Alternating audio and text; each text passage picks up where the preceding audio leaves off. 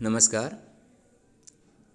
आज हम हमारी पाठ्यपुस्तक बसंत का 17वां पाठ सांस सांस में बांस। लेखक है एलेक्स एम जॉर्ज द्वारा एक लिखित सुंदर निबंध है। प्रस्तुत निबंध के अंतर्गत लेखक ने पाठकों को अवगत कराया है कि किस प्रकार बांस भारत के उत्तरी पूर्वी लोगों की सांस में बसता है। लेखक ने पाठ में बांस के उपयोग और महत्व का विस्तार पूर्वक वर्णन किया है कि बांस का हमारे जीवन में क्या उपयोग है, क्या महत्व है, इसका विस्तार से वर्णन किया है। आगे हम इसी पाठ्य पुस्तक को पढ़ते हैं। एक जादूगर थे, चंगी चंग लवा नवा चंगी चंग नवा। ये जादूगर थे। अपने जीवन में उन्होंने कई बड़े बड़े करतब दिखलाए। बहुत से करतब किए उन्होंने अपने जीवन में। जब मरने को हुए तो लोगों से बोले, मुझे दफनाए जाने के 6ठे दिन मेरी कब्र खोदकर देखोगे तो कुछ नया सा पाओगे।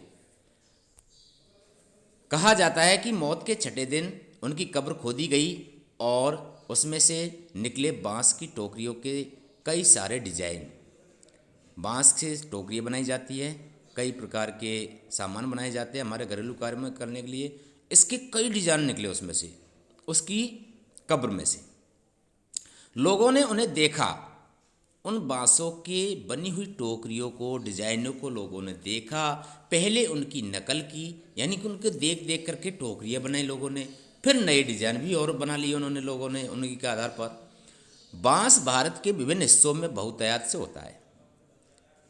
भारत के उत्तरी पूर्व क्षेत्र के 7 राज्यों में बांस बहुत उगता है। उत्तरी पूर्व क्षेत्र कौन कौन से राज्य है वो? आसाम, नागालैंड, मेघालय, त्रिपुरा। ये जो ईस्ट नॉर्थ भारत का जो हिस्सा है, जिनको 7 राज्य है उसमें, उनमें अधिकतर बांस पाया जाता है, बांस पैदा होता है। वहाँ पर उस बांस की प्रचुर मात्रा होने के कारण वहाँ बांस की चीज़ें बनाने का चलन भी खूब है। सभी समुदायों के भरण पोषण में इसका बहुत हाथ है, यानी सभी समुदाय के लोग इससे अपनी आजीविका कमाते हैं। कई टोकरियाँ बनाकर, कई प्रकार के सामग्री बना करके बांस से अपने रोजी रोटी कमाते हैं। यहाँ हम खास तौर पर देश के उत्तरी पूर्वी राज्य नागालैंड की बात करेंगे। कौन से राज्य की बात करेंगे? नागालैंड की। नागालैंड के निवासियों में बांस की चीज़ें बनाने का खूब प्रचलन है। इंसान ने जब हाथ से कलात्मक चीज़ें बनानी शुरू की, बांस की चीज़ें तभी से बन रही है। आवश्यकता के अनुसार इसमें बदलाव हुए हैं और अब भी हो रहे हैं। कहते हैं कि बांस की बुनाई का रास्ता उस दौर से है जब इंसान भोजन इकट्ठा करता था, तो बांस की टोकरियाँ बनाकर ही भोजन इकट्ठा किया करता था। आदिकाल से ही इसका रास्ता है और शायद भोजन इकट्ठा करने के लिए ही उसने ऐसी दलिया नुमा चीज़ें बनाई होगी। क्या पता बया जैसी किसी चिड़िया के घोंसले से टोकरी के आकार और बनावट की तरकीब हाथ लगी हो। बया एक पक्षी होती है जो घास के तिनकों से एक अपना घोंसला बुनती है। उसी आधार पर लोगों ने देखकर बया के घोंसले को, बुनाई को देखकर ही बांस की टोकरियाँ बनानी सीखी हो। आगे देखिए, बांस से केवल टोकरियाँ ही नहीं बनती, बांस की खपच्चियों से ढेर चीज़ें बनाई जाती है, जैसे तरह तरह की चटाइयाँ, टोपियाँ, टोकरियाँ, बर्तन, बैलगाड़ियाँ, फर्नीचर, सजावटी सामान, जाल, मकान, पुल और खिलौने भी। यहाँ तक आप देखेंगे कि हमारे घरों का जब निर्माण होता है कि उसमें बांस की बल्लियाँ काम आती है, बांस की जाली काम आती है, बांस की सीढ़ियाँ काम आती है, बांस की घोड़ी काम आती है। ये भी बांस की तैयार होती है। आगे देखिए, बांस से मेरा रिश्ता। बांस का यह झुरमुट मुझे अमीर बना देता है, इससे मैं अपना घर बना सकता हूँ। बांस के बर्तन और औजार इस्तेमाल करता हूँ। सूखे बांस को मैं ईंधन की तरह इस्तेमाल करता हूँ। बांस का कोयला जलाता हूँ। बांस का अचार खाता हूँ। बांस के पालने में मेरा बचपन गुजरा।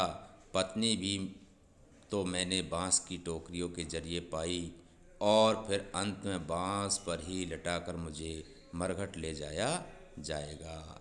बांस की जो सवारी अंतिम होती है उसमें वो भी बांस की बनाई जाएगी।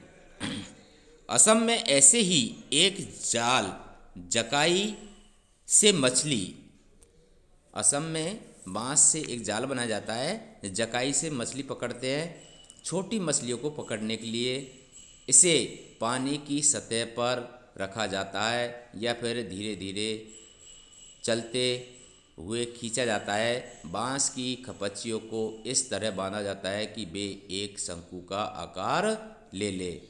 इस शंकु का ऊपरी सिरा अंडाकार होता है। निचले नुकीले सिरे पर खपच्चियाँ एक दूसरे से गुथी हुई होती है। खपच्चियों की तरह तरह की टोपियाँ भी बनाई जाती है। असम के चाय के बागानों के चित्रों में तुम्हें लोगों ऐसी टोपियाँ पहने दिखे जाएंगे। और हाँ, अपनी पीठ पर टंगी बांस की टोकरी सी बड़ी सी टोकरी देखना न भूलना।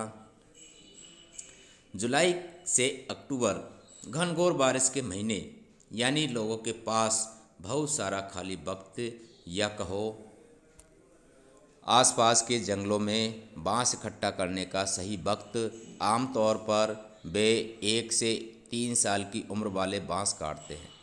जब बांस की जो सामग्री बनाई जाती है वो आमतौर पर कितने वर्ष के बांस काटते हैं? 1 से लेकर के 3 साल के। ये बूढ़े बांस सख्त होते हैं। 3 साल के बांस हो जाते हैं। वो बांस कैसे हो जाते हैं? सख्त, कठोर और पक जाते हैं और टूट भी तो जाते हैं। बांस से शाखाएं और पत्तियां अलग कर दी जाती है। इसके बाद ऐसे बांसों को चुना जाता है जिनमें गांठें दूर दूर होती है। दाव यानी चौड़े चांद जैसी फाल वाले चाकू से इन्हें छीलकर खपच्चियाँ तैयार की जाती है। खपच्चियों की लंबाई पहले से ही तय कर ली जाती है। मसलन आसन जैसी छोटी चीज़ें बनाने के लिए बांस को हर एक गठान से काटा जाता है, लेकिन टोकरी बनाने के लिए हो सकता है कि 2 या 3 या 4 गठानों वाली लंबी खपच्चियाँ काटी जाए। यानी कहाँ से काटा जाएगा यह टोकरी की लंबाई पर निर्भर करता है।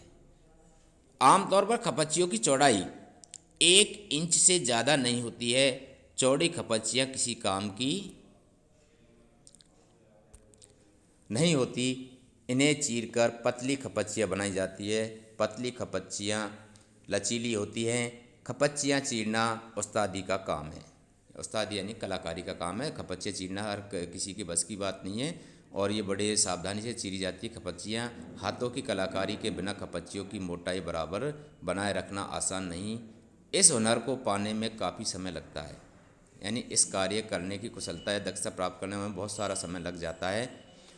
टोकरी बनाने से पहले खपच्चियों को चिकना बनाना बहुत ज़रूरी है। यहाँ फिर दाव काम आता है, यानी जो छीलने का चाकू है वो काम आता है। खपच्चियाँ बाएं हाथ में होती है और दाव दाएं हाथ में होता है।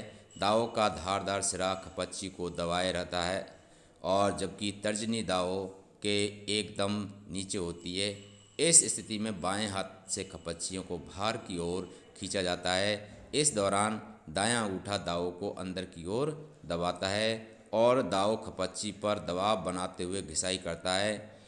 जब तक खपच्ची एकदम चिकनी नहीं हो जाती यह प्रक्रिया दोहराई जाती है। बार बार लगे रहते हैं इस प्रकार से जब तक वो चिकनी नहीं होती है। इसी प्रकार से हम उसको घिसते रहते हैं दाव से, यानी खपच्ची को। इसके बाद होती है खपच्चियों की रंगाई। अब खपच्चियाँ चराई होगी, खपच्ची की सफाई होगी, चिकनाई होगी। अब इसकी क्या कर रहे हैं हम? खपच्चियों की रंगाई। इसके लिए ज़्यादातर गुड़हल, इमली के पत्तों आदि का उपयोग किया जाता है। गुड़हल आपने देखी होगी, हमारे जो फूल आता है लाल लाल सा गुड़हल होती है, और इमली के पत्ते उनसे रंग बनाते हैं। और काले रंग के लिए उन्हें आम के आम की छाल में लपेटकर कुछ दिनों के लिए मिट्टी में दबाकर रखा जाता है। यदि बांस को काला करना है, यदि खपच्ची को काला करना है तो आम की छाल में लपेटकर उसको मिट्टी में दबा देते हैं, तब वो काली हो जाती है। बांस की बुनाई वैसे ही होती है जैसे कोई और बुनाई। पहले खपच्चियों को चित्र में दिखाए गए तरीके से आड़ा तिरछा रखा जाता है, फिर बाने को बारी बारी से ताने के ऊपर नीचे किया जाता है। इससे चेक का डिजाइन बनता है। फलक की निबाड़ की तरह, पलंग की निबाड़ देखी होंगी आपने, पलंग की निबाड़ बनते हैं ना, ऊपर नीचे करके ऊपर निकालते हैं निबाड़ को, इस तरीके से चेक में डिजाइन में बुनाई की जाती है। डुइल बुनना तो हर एक बाना 2 या 3 तानों के ऊपर नीचे से जाता है। इससे कई सारे डिजाइन बनाए जा सकते हैं।